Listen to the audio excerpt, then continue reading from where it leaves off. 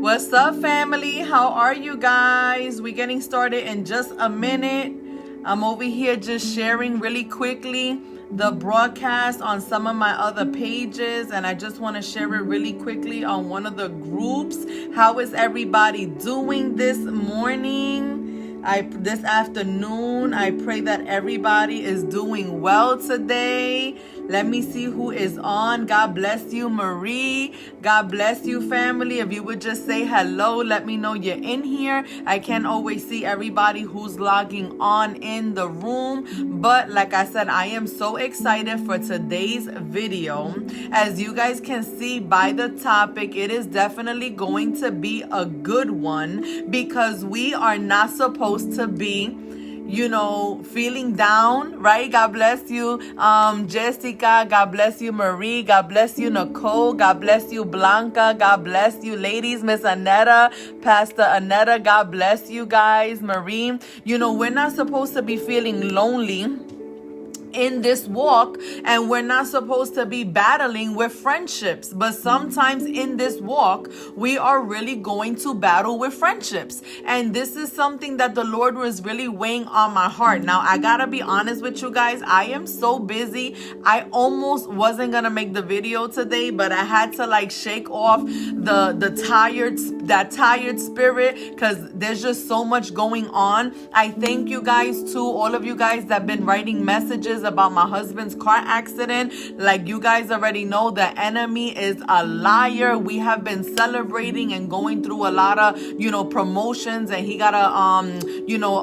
he won an award in his company for supervisor of the year, representing the whole East Coast region. And on top of that, the property ended up winning property of the year as well. And there's just a lot of good things going on with bonuses and things like that, and we're moving forward for the kingdom of God. And the enemy is always gonna try to attack any way he can, and we got to keep our mind focused on God, right? We cannot let our hearts be troubled, right? Yes, because of everything that may go wrong in this walk, because like I'm always transparent with you guys. In this walk, you may see that things happen that may look like bad news, but behind the scenes, there's always prosperity, there is always provision, there is always joy in the morning. Even the Bible says that we may weep in the nighttime, right? But joy, it comes in the morning, and we need to really rejoice in this season with everything that God is doing. And I hope I'm not too bright for you guys. I opened up the shades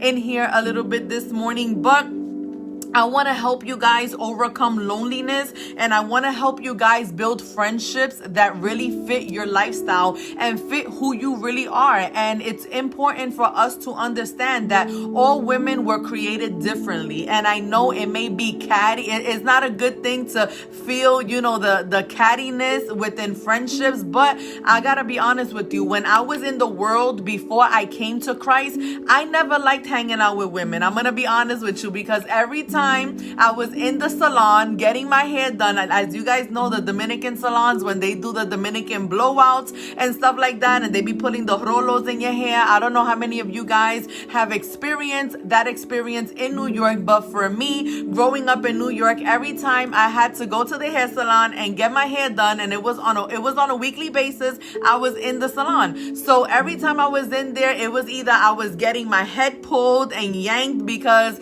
they were talking calling on the phone and they were gossiping, and it was always a lot of drama, right, going on in the hair salon. And it was crazy for me because I was tender-headed, and it was like, not being careful with my head. And I'm like, I'm gonna knock this lady upside her head with that brush if she doesn't stop pulling my head. And I'm just being honest and transparent. So it was difficult for me because I just wasn't that type of person that was into gossip, even growing up, right? Even in the world, I wasn't that type of person. Like, we could talk about things, but I wasn't gonna like dwell on the drama. Does that make sense? I was always looking forward to do greater things than just sitting there wasting my week drinking coffee and just talking about soap operas. So I used to always hang out with the boys growing up because I wasn't that tomboyish type of girl that used to dress like tomboyish. That wasn't me. God bless you, Ulbai. That definitely wasn't. I was definitely always very feminine. I did have a little tomboyish time because I used to like my sweatpants all the time and my sneakers and stuff like that. But like, other than that, I don't want to call it a tomboy time. I want to call it a time of just being baggy in my baggy sweatpants, right? Yes, right. And it's so difficult for us sometimes, growing up. And like I said, especially for me, always having, boys as my friends, it was always a safe zone for me because I can just hang out with the boys. It was like we always figured out fun things to do, and it wasn't always about the drama and the cattiness and this is your friend and this is a fake friend and this one. So, I learned pretty on to hang out with the boys and not hang out with the girls. Not because I didn't like them, but I was very selective with the friends that I did have. And I don't know if you guys ever heard that saying. Let me know if you guys ever had those aunties, those uncles, or that grandmother that was always telling you, tell me who your friends are and I am going to tell you who you are. So growing up, that famous quote was always quoted, especially in the Latino household. Okay, they will always say that, dime quién son tus amigos y yo te voy a decir quién tú eres. And grandmas were always good at just rubbing that in our face so that we can always be wise and make wise decisions when it comes to building friendships or picking and choosing who we decide to call friend, because it is a quality that the children of God must develop. Okay, and when you have the ability given to you by the grace of God to pick quality friendships, that is a skill, y'all. Yes, that is a skill. And we, even as pastors, right, Pastor Anetta, we have to be very selective, right, with the type of women that we keep in our circle, because being a pastor, God is elevating us and he's taking us higher, right? But there are people that they will not understand that sometimes we cannot be that friend that they sometimes may need, because our compromise with the Lord and our responsibility to God sometimes is going to require us to be more faithful to God than we can be to people. And I mean that to people, to family, to anything, because God, he wants us to trust him. He doesn't want us to be cursed. And if we start building friendships and if we start being people pleasers to our friends, we are going to end up losing the very thing that we work for. So look at what Jeremiah 17:5 says, okay? And if one of you ladies can please put it in the chat so that one of the ladies can definitely, write it down later if they need to. Jeremiah 17:5 says, this is what the Lord says. He says, cursed is the one who trusts in the man. We as Christians are not supposed to trust in the man, because when you trust in the man, you're going to realize that they can fail you. He says, cursed is the one who trusts in the man and who draws his strength from mere flesh.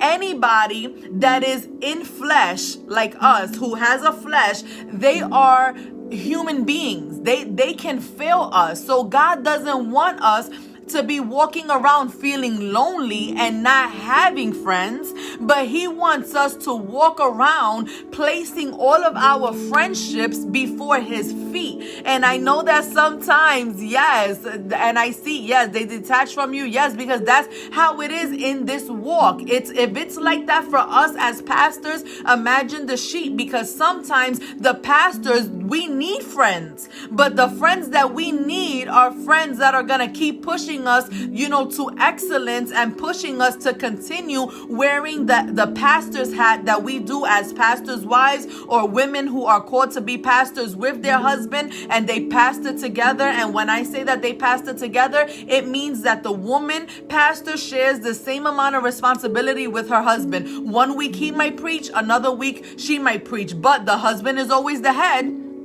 He's always above the woman, right? But we submit to the pastor, but we share equal responsibilities. We don't believe as women pastors that they should be sitting down as doormats for everyone to just step on, okay? Women pastors play a huge role in the life of their husbands, and it's important for us to find friendships in the congregation. But as women pastors, right, we not always gonna have that in ministry. Us as pastors are always gonna deal with people who are fake, people who are phony, people who don't believe in our calling, people who are just there to be a disturbance. And guess what? If that happened to Jesus and his ministry, us as women pastors, who are we not exempt to not go through those things?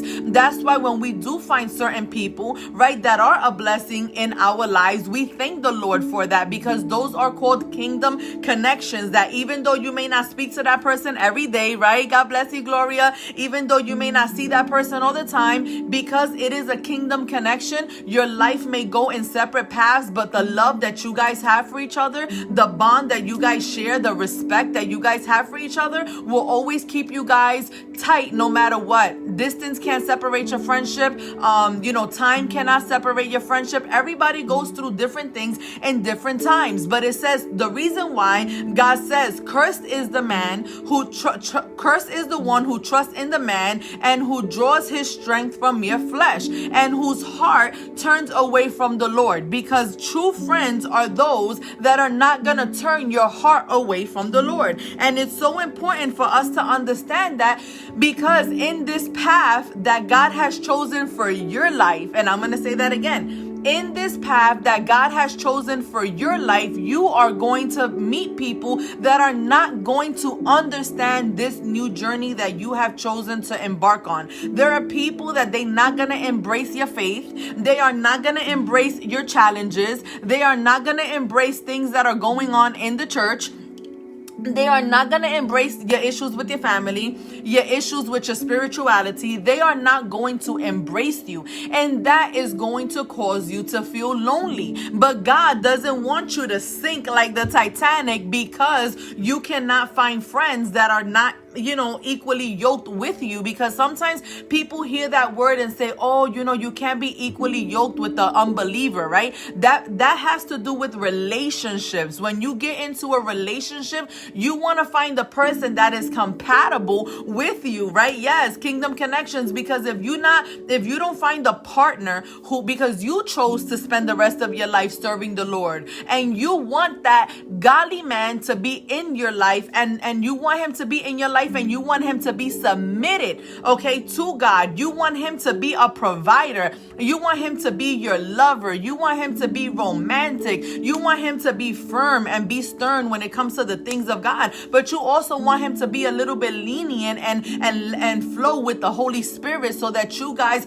can continue, right, moving forward in your relationship, in your marriage. And it's the same thing with friendships. When God calls you into ministry, when there is a purpose over your life, when God called you to create a book, if God called you to worship, if God called you to open up a restaurant, if God called you, no matter what business God called you to do and to start, your faith is going to determine the strength of your business. But one thing that your faith is also going to determine the strength of your business is who is in your circle. So not only is your faith important, because so many people in this time they struggle with, being bold with their faith and including the faith in their business out of fear of what people will say. So sometimes people will want to represent their business, right? And I'm telling you this from experience, okay? I opened up my own cupcake shop,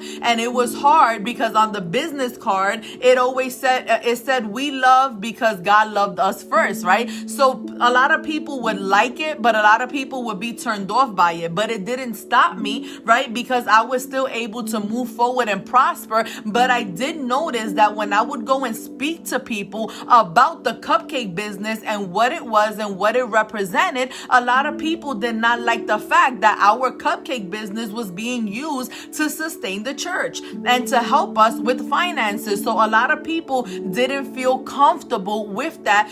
So it made it harder, to represent a business because it was a faith-based business, and a lot of people they say they love God, but they don't really want to support the things of God. That's why you see a lot of millionaires, they will go and prosper a church that is just sitting there doing nothing, and it's been doing nothing for decades, then put a seed or a donation into a smaller ministry that is actually producing a harvest and that is actually doing things for the people. So when it comes to building your business and it comes to, walking in what God called you to do, because at the end of the day, we have to live off of this business, and the ministry is not a business, but because we chose to be in ministry, that means that we have, put ourselves in a box, right? Or God has put us in a box, right? Because we didn't call ourselves, God called us to ministry. So when we in this box, God says, okay, now you're not going to go work at Dillard's like you want to. You're not going to go work at Foot Locker. You're not going to go be a receptionist at no dentist's office. You're not going to go and do anything.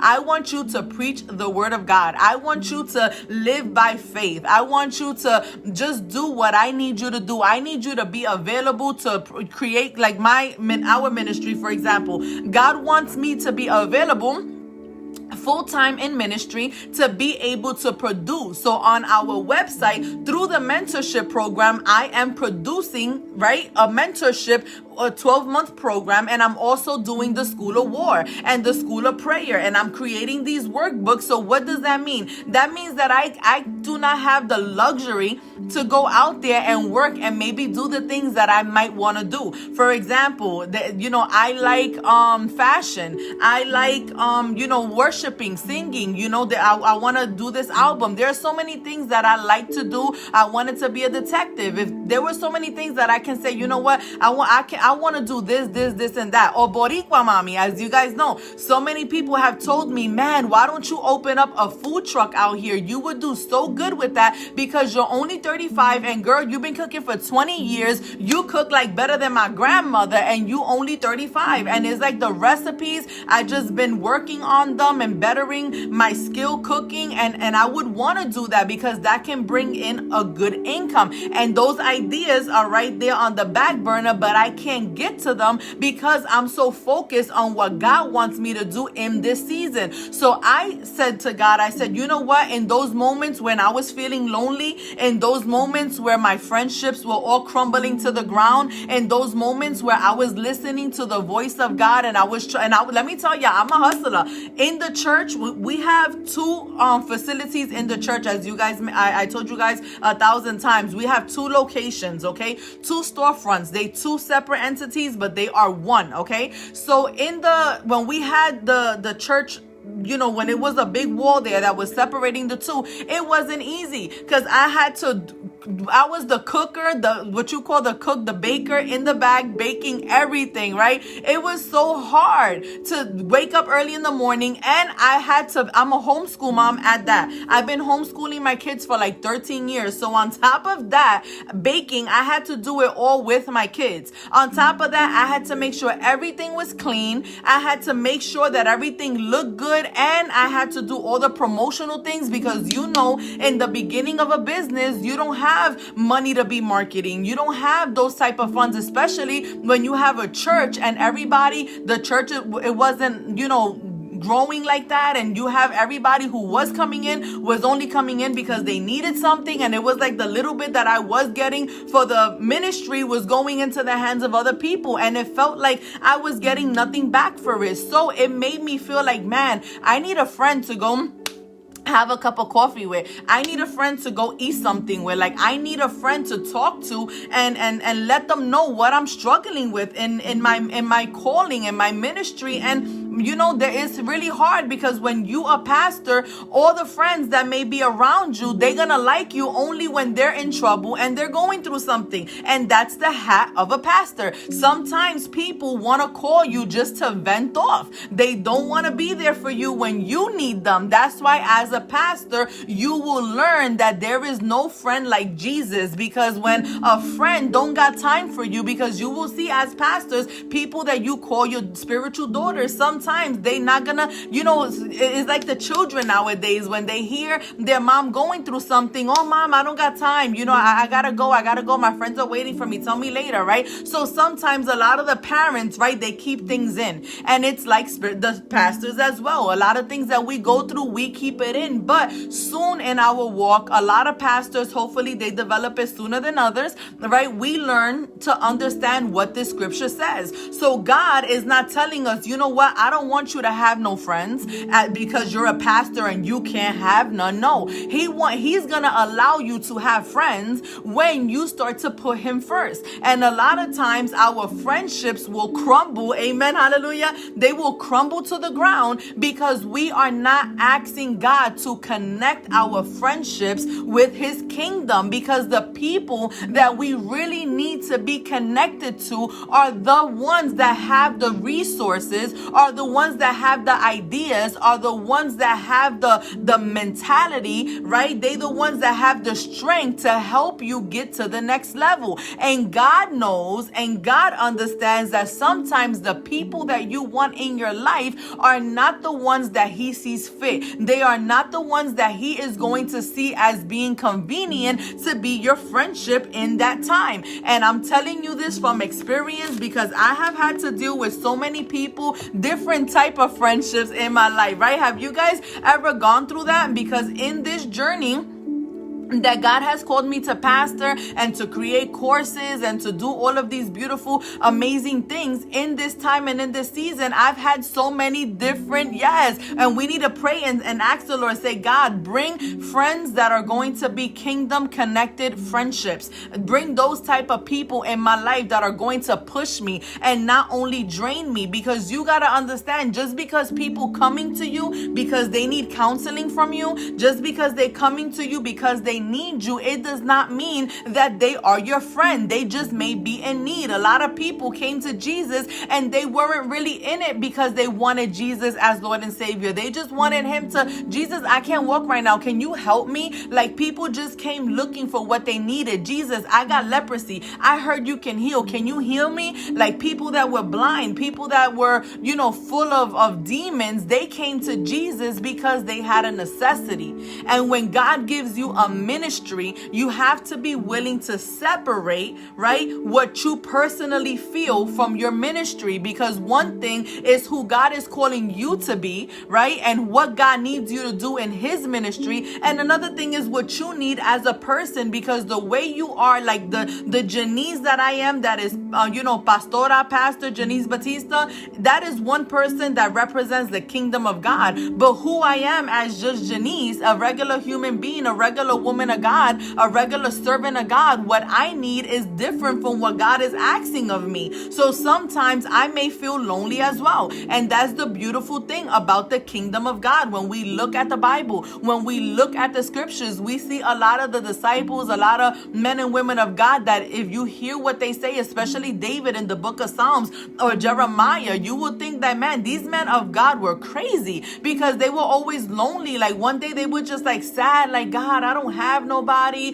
I'm so lonely. Everybody's betraying me. Why do I see so much fakeness? What's going on? That is a skill. That is an ability, a spiritual ability that you was given by God to see. It is a spirit of discernment over your life. Amen. So that you can see, right, the fakeness in people. That is what a prophet is supposed to do. A prophet who learns what he is called to do and learns to be faithful with God. A prophet that has been, set apart for God and has been anointed and has a seal over their forehead, over their life. They have to learn to be who God created them to be in the world. That's why God says we are in the world, but we not of the world. It's the same thing with Jesus. Jesus could have sat there and decided to not do ministry the way his father called him to do it. He could have said, you know what? No, I'm going to get lost in the crowd, because there were multitudes. Remember when he gave to eat to over 5,000 men, and that wasn't even including women and children. Remember that time? It was over 5,000 people when he multiplied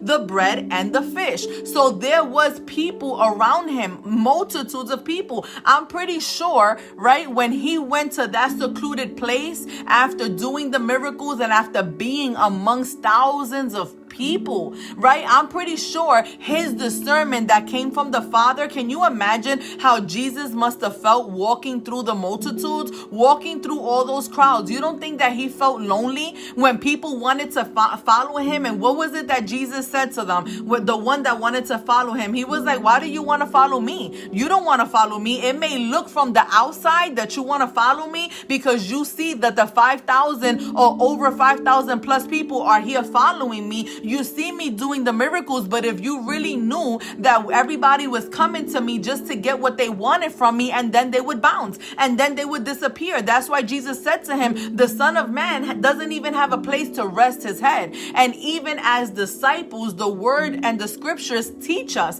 that in our ministry, we are supposed to go in groups of 2, and we are not supposed to worry about tomorrow. We're not supposed to worry about the drama that tomorrow brings. We're not supposed to bring jewelry with us, clothes, nothing. When it's time to do ministry, right? Yes, it is time to do ministry. So we need to focus, right, on the bigger picture, and we need to focus on what it is that God wants from us, because God is not trying to suck us dry and put us in a position where we have no friends. But sometimes he will suck you dry and put you in a position to make you realize you have no friends. Even though their loyalty is not to you, because God is trying to teach you first to be loyal to him. Because if you can understand that being loyal to him is everything, then he will bless you with more. Because when you find people that are in sync with you, people that are in sync with your Father, people that literally are there to do the will of God. God bless you, Keisha. God bless you, my love. When you find these type of individuals that literally are filled of the Spirit, your heart and your spirit is gonna feel an overwhelming peace that you have never felt before. But God is not going to allow for that overwhelming peace to be bigger than the peace you feel with him. Does that make sense? Because if you end up feeling that overwhelming peace with the friends and with the brothers and sisters in the congregation, then you are not going to draw near to God as much as he wants you to draw near to God. So throughout this process, I have had so many friends in my life. I had and different type of friends, okay? I've had friends that we've disconnected for years, and when we got back together, man, we just love each other so much. There's always been a lot of love in our relationship, a lot of, moments of hard times that we've both been in each other's life, for moments that were so difficult for us both, and we have both lended each other an ear, for almost 20 years. One of my friends, and it doesn't matter how many times we disconnect, we always there for each other. And that's the one friend that I have had for the longest amount of time. I have other friends that have betrayed me, that we were friends for a long time, friends that have spoken about me, friends that have, didn't believe in my calling, friends that that only needed things from me and called me when they needed me. I've had people who were frenemies, supposedly acting like my friend, but they really wasn't my friend. I have people that only want to get close to me because they want something, they need something. Those are what you call the manipulating friends. I've had friends that are very controlling, right, and want to be in your life, dictating to you and telling you how you need to do things. I've had friends that, really didn't believe in me, didn't believe in the calling, didn't believe, and they still don't believe in me till this day. But I have other friends that God brings into my life that do love me, that do respect me, and that do want to, continue pushing me forward, even in moments when I don't even feel like pushing myself forward. Sometimes God, He will bring certain sisters into your life, like many of you guys. There are many of you guys that sometimes send me messages on days that I just feel, and it was so funny because as you guys can see, I have this little pretty shirt on, right? But if you would have saw me today, and you guys see I did my little bun or whatever, I did my makeup or whatever, but if you guys would have saw me this morning and you guys would have saw me yesterday, as busy as I was feeling so like down because I was creating, the courses and doing things. But every time, right, the women of God that I'm connected to, every time they go and they send me a lovely message and they're like, hey, Pastora, this message really blessed my life. Or hey, this, because throughout the day, I'm always looking at my YouTube and I always see the comments that the ladies are leaving on the video or comments that they send me on the website, right? Testimonials, messages that people, send, and it's so inspiring. It motivates me in moments where I don't feel motivated, or moments where I don't have anybody to motivate me, or moments where somebody is, or maybe I do have people around me and I really don't want to be around anybody that day, and I just want to just sit there and just, look at one of my Netflix series or something like that, and God, He's always around, right? Thank you, hermana, to remind us, like, listen, I need you to get back into the game. I need you to remember who you are. I need you to remember who I called you to be. I need you to be appreciative with all the people that are in your life that do love you. I need you to not dwell on how you feel. I need you to not dwell on your circumstance. I need you to not focus on those that are not there for you, those that you thought was going to be there for you. I need you to focus on ministry. I need you to keep your eyes on the prize. I need you to run the race to the finish line. And when we live that type of lifestyle, right, God doesn't say that we're not going to be weary, but He says that we are going to have everything that is needed in this walk. So I want to share with you guys really quickly, what does it say in John 15:15, right? Look at what John says. 15:15 is right here, okay? This is what Jesus said to the disciples. John 15:15. Okay, He said this to the disciples and He says this to you. He says this to me. He says this to us because He wants us to truly, genuinely not feel that being a servant of Jesus Christ is a burden. Just because you don't have the right people in your circle and you don't have the resources to get to where you are, He is going to open up the floodgates of heaven for you today, and He is going to, make it rain on your life. And you have to believe that. I'm telling you guys from experience. You guys remember that I told you guys last year that God, He keeps bringing us higher and higher every year in the tax bracket. Every year at the church, it's our responsibility to be good stewards with everything God gave us. And we have to give 10%, just like everybody else, right? But there are other people that are not going to want to give God what is due to give to God. And when you are obedient and you have to give because somebody else wasn't obedient, God is going to bless you abundantly, because it doesn't matter if it's finances that you need. It doesn't matter if it's friendships. It doesn't matter if it's resources, open doors, whatever it is that you may need. There is nothing that God cannot do for you. So when hubby got this promotion, yes, the enemy was mad. Yes, our car got banged up, but thankfully we got insurance. Thankfully we wasn't at fault. We had a camera. They just told us, I think it was yesterday, we don't got to worry about nothing. The other driver is at fault because he ran the red light with that big thing. Imagine that. So with that big bed, it's like a towing bed or something, and it was long. Like you could have hold like 20 cars on there. So at the end of the day, God is always going to look out for us in those moments where nobody is around, in those moments. And look at, after we kept being obedient to God this whole year, another jump, another 10 grand, another tax bracket jump. Okay. Only God can do those type of things when there are other people that can't even see a 50-cent raise in their company. And a lot of people will say, well, Pastora, you just crazy. I'm crazy in love with a God that I have seen that has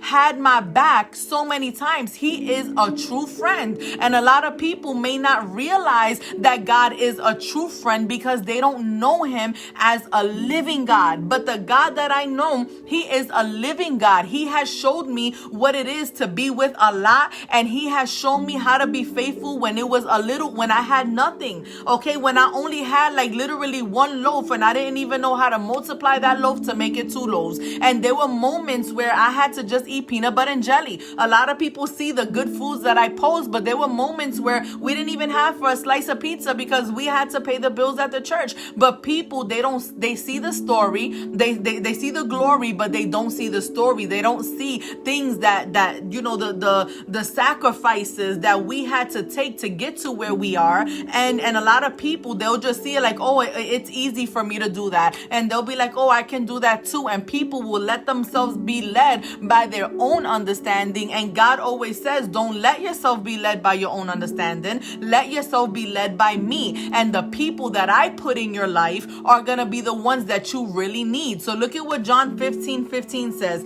He says, Jesus said, no longer do I call you servants, for the servant does not know what his master is doing. There was a time and there was a season where Jesus was calling the people that was around him servants because their job in that season was to serve. Why do you think God says, seek first the kingdom of God and my righteousness, and then everything else will be added to you? There was a season of them serving.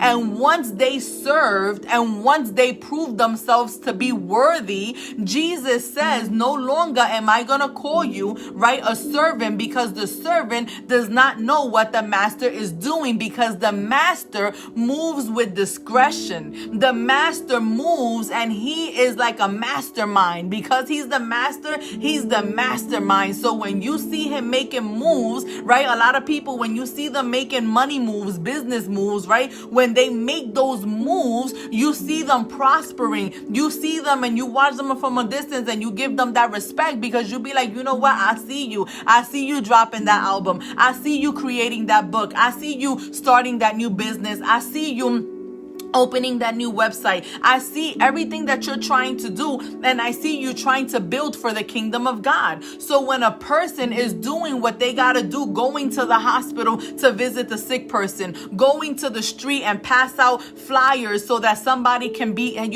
receive that invitation to come to church. I see you when you sharing the video, the live broadcast, the word of God, even if it's on Facebook, even if it's on YouTube. God says to you this morning, I see you sharing the kingdom of God. So because we put God first when we working and laboring, there's other things God is going to require of you. But I'm just giving you an example of little things that you can do to labor. Sometimes people think that sharing a broadcast is, oh, that don't mean anything. No, it means something, because you never know who was about to commit suicide that day. You never know who was having a bad day. You never know. Sharing the video right now, hit the share button and share it with somebody. You never know if somebody today is struggling with feeling lonely. You never know if somebody is struggling trying to fit in and feels like just ending their life and drinking some pills or going into the club and fornicating tonight because they so lonely and desperate that they just settle for whatever the enemy gives them. And you sharing this video is going to show them today, no, do not settle. Even though you may feel alone, get to know Jesus. Get to know a friend that is going to be there with you at all times. Get to know a God that once you serve him, you're going to know him as a true friend. So once he says, I call you No longer do I call you servants, for the servant does not know what his master is doing. Look at what Jesus says. He says, but I have called you friends. Why does Jesus say that? He says, for all that I have heard from my Father, I have made known unto you. There were so many secrets that were revealed to Jesus about the kingdom of God and his righteousness, and God needed to use Jesus as his one and only son and give him to us, to have him be sacrificed so that we can understand what true love really is and what true love means. And when Jesus did that, look at what it says in Proverbs 18:24. Proverbs 18:24. It says, a man of many companions may come to a ruin. Because when Jesus did this sacrifice, it wasn't so you can be best friends with everybody. It wasn't so you can just be on everybody's VIP list. No, he says a man of many companions may come to a ruin. Why? Because when you got friends, they are, they got that power to pull you into the wrong direction. You may not want to get with that dude, but because your homegirl told you, like, you know what, girl, he is fine. He's fine to her, but he wasn't fine to you. So you have to learn how to, literally, turn off the voices of people that you have in your circle. And you need to learn what the word says here in Proverbs 18:24. A man of many companions may come to a ruin, but there is a friend who sticks closer than a brother. Why? Because while you're on this journey trying to figure out who your true friends are, the one who will stick to you closer than a brother is one that is ready to take you to the next level. It is one that is going to help you understand and give you clarity instead of, God bless you, Catalina, instead of putting you in a pit where you feel confusion. That's why when you look at Proverbs 17:17, it says that a friend loves at all times. You ever notice that there's friendships that will come into your life and they only love you when it's convenient, or they'll love you for a season, and you like, man, but I thought you loved me in this season. Why in this season I'm not seeing what I saw in this season? And it's because a true friend is a friend that loves at all times. You need to find real kingdom connected friends. Say, God, bring me people that are full of the Spirit, that are gonna love me in all my seasons, in my high seasons, in my low seasons, in moments where I'm popular, moments when I'm unpopular. God, bring me friendships, kingdom connected friendships that are gonna have my back no matter what. Because if you find that, you're gonna feel rich, because a kingdom connected friend is a friend that is not going to abandon the Lord. And a kingdom connected friend is one that no matter what season you're in, they're gonna keep you connected to the vine. In the season where you were eating steak, in the season where you were eating, all that good stuff and going out to all these restaurants and enjoying and dropping it like it's hot in the mall because God was giving you that provision, a friend is gonna be there for you. But a good friend, when you lose all of that, like Job, right? Remember, Job lost everything, all the provisions, everything that he had. God bless you, Danielle. God bless you, sweetie. A good friend is gonna be that friend that's gonna look at you and be like, listen, in this season, you gotta learn to be without, but I'm still here for you. I still love you. I still believe in your calling. I still believe in who God called you to be. I still am here for you. But look at what it says in Proverbs 17:17. It says, a friend loves at all times, right? But a brother is born for adversity. That's what it means to have a kingdom connected friend. It means that this friend was created. He was born to go into battle with you, not only into battle physically, but they were connected with you in the kingdom of God to go into the battle with you spiritually. And that is the most amazing thing about looking for a friendship. You need to, instead of really looking for friendships, you need to be looking for brothers. A brother like this, you need to declare it and say, God, the word that Pastora preached in Proverbs 17:17, Father God, I'm gonna believe that word, and you gotta declare it. Pray over your friendships. Grab a little notebook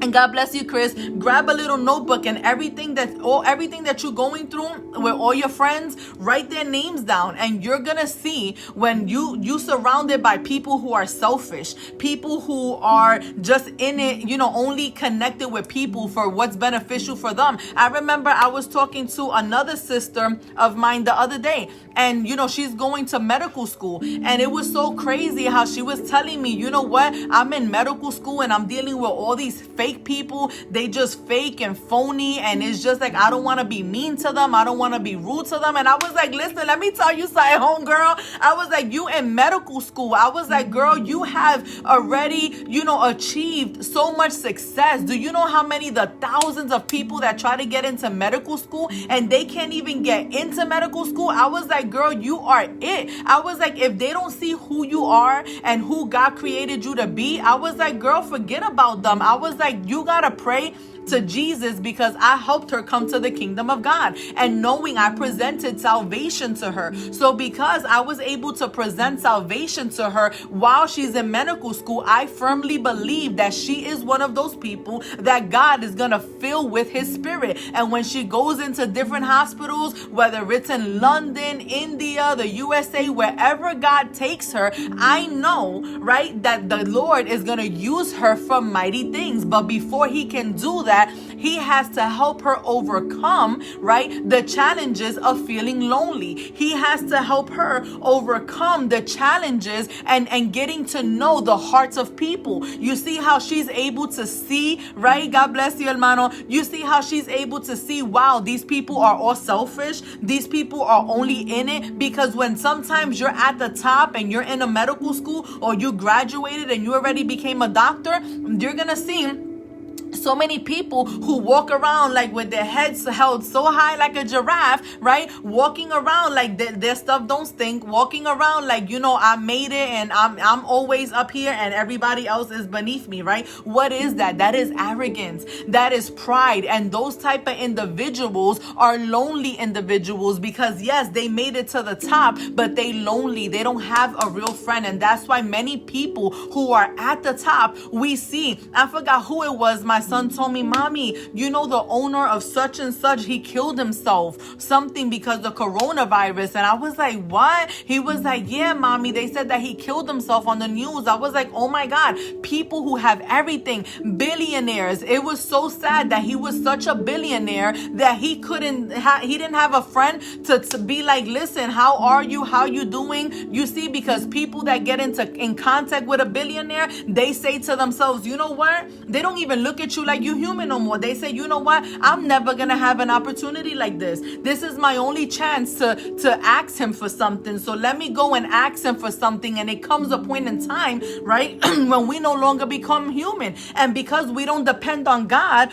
we start looking at people like, you know what? Let me see what he got for me. What can he give me? And imagine God gives people so much success, but sometimes you're not even gonna have friends, because when they come to you, you realize they're not even coming to sit down and have a cup of coffee with you. They're not even coming to sit down and get to know you and see how you're doing and learn about who you are and where you came from. Tell me about your family. Tell me about how you made it here. How were you able to achieve success? Like, talk to me about who you are. Sometimes we see people because they so successful, we forget that they human beings too. Like many pastors, don't look at your pastor like, oh, you know what? He's so successful. He has a congregation of 500,000. He's good. He knows the kingdom of God. He doesn't see lonely days. That is a lie, because even Jesus in his time, in his day, he had to deal with the tribulation. He had to deal with the nitty gritty. And there were moments where he felt alone. Even at the cross, he felt alone, where he said to Father, you have forsaken me. First, he said, Father, forgive them because they don't know what they're doing. But there was a moment where he was like, you know what, God, I give up.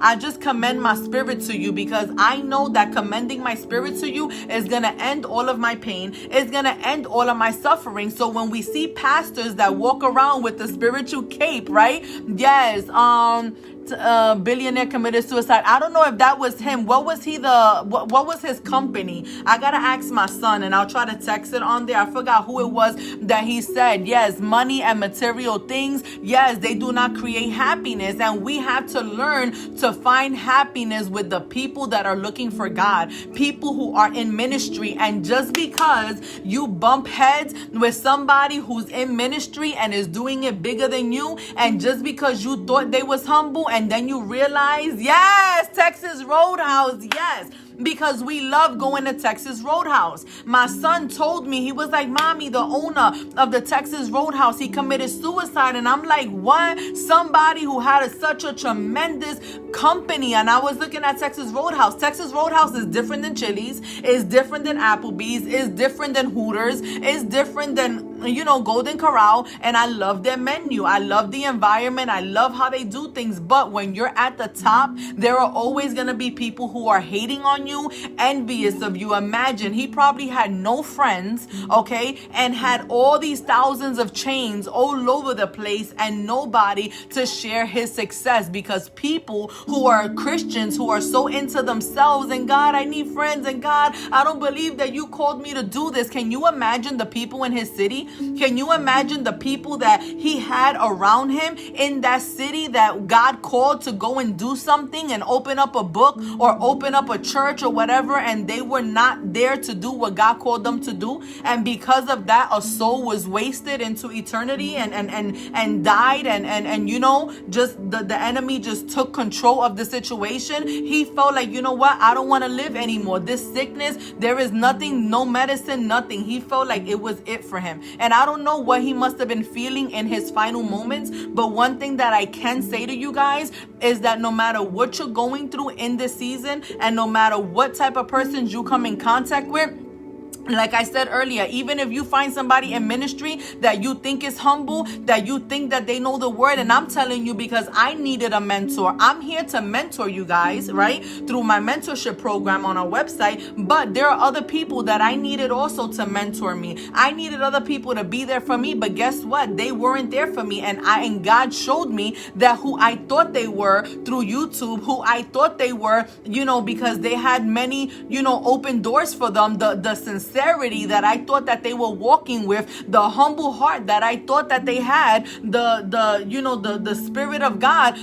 I don't doubt their calling, but I feel that sometimes there are people that we bump heads with that have 5 minutes to give you, or have, the ability to help you, the way, because sometimes they get so high that they forget somebody else needs that extra push. Sometimes somebody was there to give them a push when they needed it. And sometimes they forget that they are the instruments that God is going to use to give somebody else a push. That's why no matter how many times people text me, no matter how many times people write me, even if it takes me 2 months to get back to you, I really genuinely try to get back to every phone call. I try to get back to every email. I try to respond. And even, like I said, even if it takes me 7 months, 6 months, I always have it in the email. I will not delete an email unless I respond back to it. I will not now. So a lot of people, yes, they do write me on Facebook and they'll just come and say hi. I cannot I cannot respond to everybody's hi. They have to know, what do you want? What are you looking for me for? With people that they say, hey,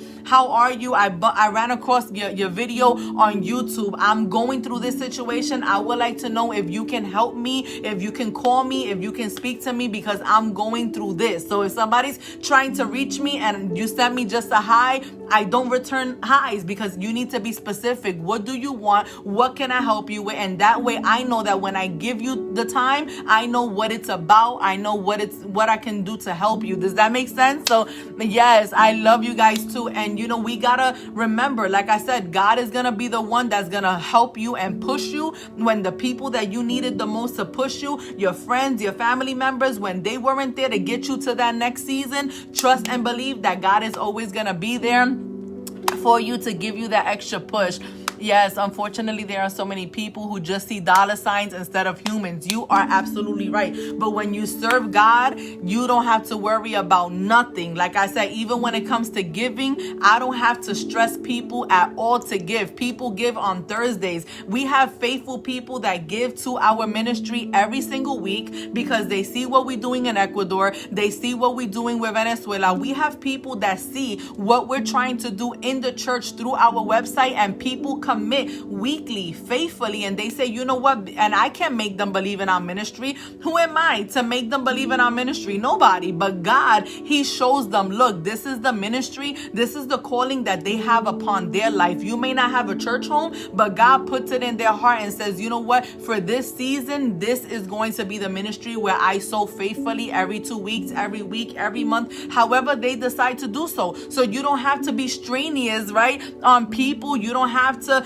do all of that. After every video, I don't have to be like, oh, hey guys, remember, if you want to give, the link is above. I don't have to go crazy and do that every video, because people that have the Spirit of God that want to sow into our ministry will do it. There is nothing that I can do, no manipulation, no nothing, no, because a lot of people will be like, no, today, because we met, we preached out of, John 15:15. You got to sow $15. I need 1,000 of you to sow $15 right now. That's the magic number. Or they'll say $89. Right now, I feel the number is 89. We don't have to manipulate people to give. Those that are going to give because they are friends of God, because they are brothers of ours, and they know what it is to labor in the kingdom of God, and they're not going to be naive to it. So whatever it is that you need, believe God, trust God that He is going to be the one to give you all the provision and things that you need necessary for your ministry. Okay, guys? So I love you guys. I'm going to pray for you guys really quickly also before I leave, and don't forget to share this video with people, friends that may need it this morning. Amen. So let's pray. Heavenly Father, I come before your presence in the mighty name of your Son Jesus this afternoon, and I'm asking you, Father God, to bless all of your children that were watching this broadcast today. Father God, you know who they are. Father God, you know their necessities. You know what they are struggling with this morning. Father God, I pray that today will be a day of new beginnings. I pray that you will bring them in contact with kingdom connected individuals. Father God, I pray that you would bring like-minded individuals into their life that are going to help them birth the ministry that they all have down on the inside of them. Father God, and if they have been struggling with loneliness, Father God, I rebuke that spirit in the mighty name of Jesus, and I declare them home. I declare them feeling complete this morning, and I declare that they will not battle with that spirit of loneliness again. I pray that this message will help them understand that they have to look for quality instead of quantity, Father God, and that quality individuals, quality brothers that are really in the kingdom of God to serve you are the ones that they need to call friends, and help them adjust their vision this morning, Father God, that if they have been looking at friends because they popular, or because they like their swag, or they like their flow and stuff, I pray that you would help them see the people who you have in their life with other qualities. Do they love God? Do they honor the Holy Spirit? Do they believe in ministry? Do they believe in working hard for the kingdom of God? Father God, help them find individuals, brothers and sisters who are going to be like-minded with them, in the same mind and the same spirit, so that they can do your ministry and all be in one accord, in the mighty name of Jesus. Amen and amen. So I love you guys too. Amen. So God bless you guys. I will see you guys next week, Friday, same time. And all the ladies who are in the mentorship program, okay, all the ladies who are in the DEA mentorship program, I'm sorry, with my husband's accident, I've been slacking on the messages, but I'm on the daily messages, but I am working on all the courses. I was actually doing it before, I started today's video, and after this, as soon as I turn off the camera, camera. I am working on the leeches, and I forgot which one is the other one, but like I said, I'm putting together the workbooks. By the end of this month, we have like a week left. You guys will be receiving all of that content this week. That's why I've been MIA for so many people. They've been looking for me. I've been dodging everybody, okay, because I need to focus on this and get this out for the girls. But you guys know I have the responsibility at church. I got so many things going on, but I'm doing the best that I can, and I guarantee you that I will be on this for the next few days, and I'm not gonna be focused on nothing else but cooking, going to church, and doing this, okay? This is what's important, okay? So I love you guys. I'll see you guys next week, okay? Bendiciones.